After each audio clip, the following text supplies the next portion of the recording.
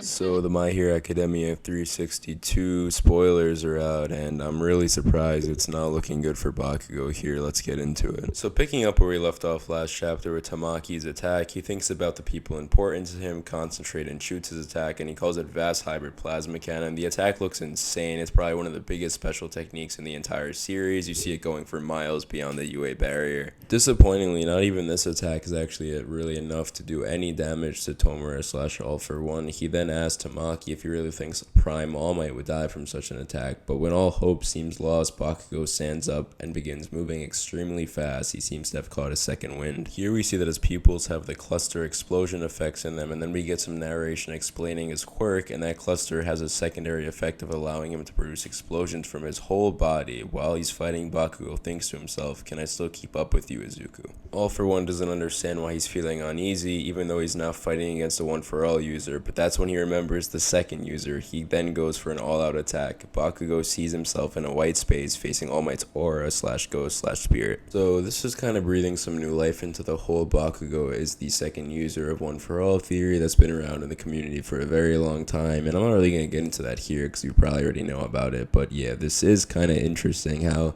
he's reminding Shigaraki or All for One of the second user. He looks like the second user, and he kind of has scars like him now, maybe, if he survives, which we'll get into. What's very interesting here is that Bakugo is in some sort of pseudo Vestige World in which he sees One for All, Will's depiction of All Might kind of in his vestige form like we see Izuku see. None of the other ones, but why is he seeing this? I mean, I know he had the power of One for All in like the second movie, but it's kind of weird of how canon that really is to the main story. So I'm not really sure, but I guess time will tell. Once in this vestige state, Bakugo immediately understands what's happening and reveals his only regret. I really wanted you to sign my All Might card. And then the big three and Mirako appear and rush towards All for One, landing a blow at him at the same time, but something terrible happened. Bakugo's heart stopped as he lays there bleeding on the ground. Right before this though, we actually see that the news is reporting a sudden increase in temperature, and we also see Bakugo's parents, so this could be alluding to a quirk awakening and maybe that he's not dead, I hope. But the cards that he's referencing are the ones that him and Izuku got as kids of All Might, and he really wanted All Might to sign it, so it's just really sad, and the chapter spoilers don't really elaborate on any of this further, so this is pretty much all we know for now. Because of the moment with All Might's vestige, as well as the mention of a rise in temperature by the news, I don't feel like this is Bakugo truly dying here. I feel like he will survive, but if not, he came a long way as a character, and salute to him.